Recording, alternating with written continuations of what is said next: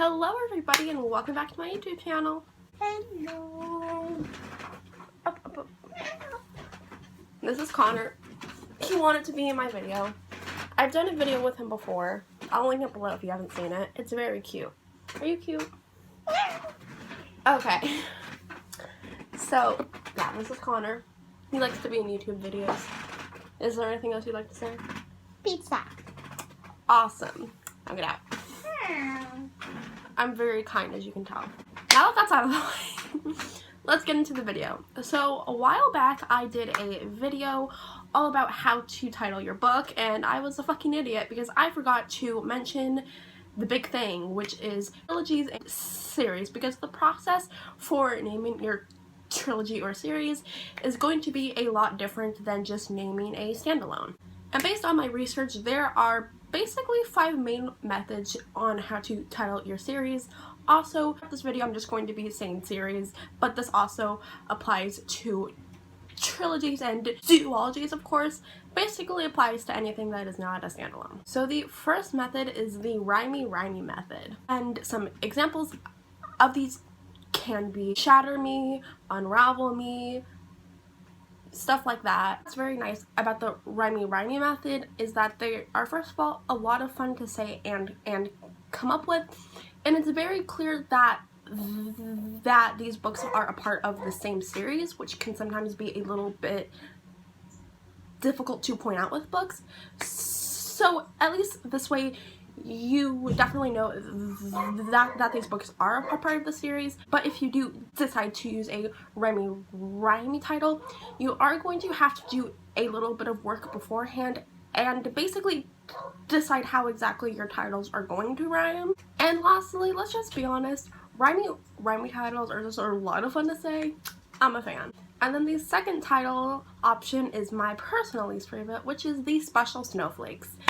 These are titles that basically don't go together at all whatsoever, and it's kind of impossible to tell if it's a part of a series unless it's like a super popular series that everyone knows. For example, Hunger Games, Catching Fire, and then Mockingjay, in my opinion, would be an example of this, because it doesn't rhyme, it doesn't really go together, it's basically not any of these other example. The reason that a lot of people choose this option is because it's really fucking easy, because you don't need to pick out what symbolism is going to be, and you don't have to pick out a specific rhyme that is going to go with your titles. It's just whatever title suits that book.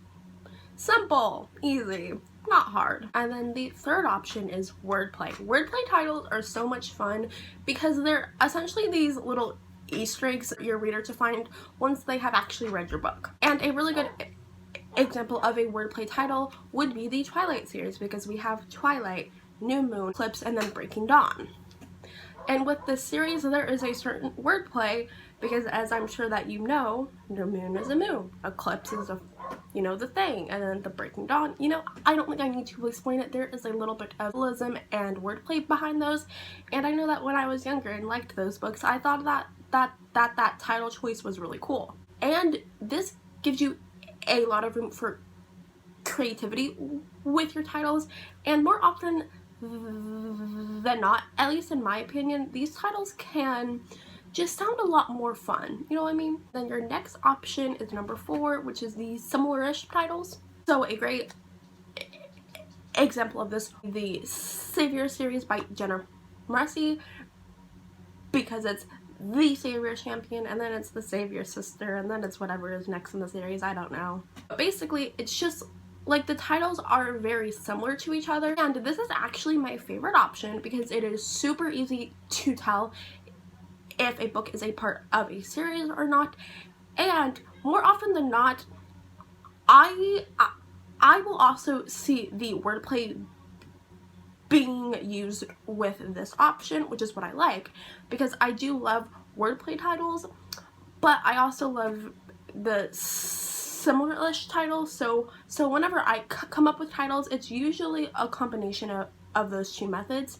And this is the great thing about titles, is that sometimes you can combine some of these methods, and it allows you to just play around and be creative with it. And lastly, number 5, another option I don't like, but I'm going to mention it because it is still pretty popular, which is the title and subtitle method. For example, in the very popular Harry Potter series, it always starts out with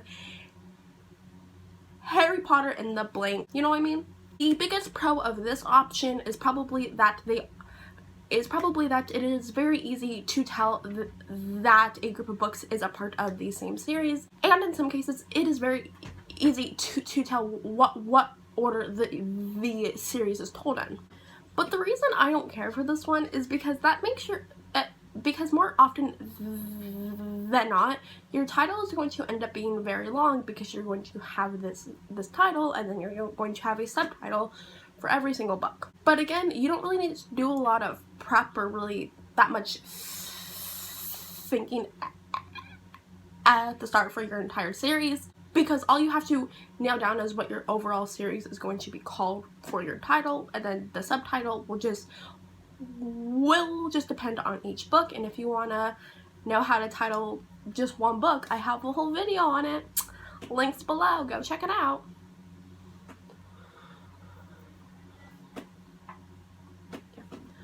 Yeah, so personally, again, not a huge fan of this option, but it is definitely a valid option if that's what you want to do. And yeah, so those are the top 5 most common methods that I see on how to title your series. And once you have a method, just play around with it, come up with some titles. It's a lot of fun. That's all that I've got for you guys today. I hope you enjoyed today's video, and if you did, please give it a big thumbs up and hit that big red subscribe button down below and turn those post notifications so that you know every time that I upload.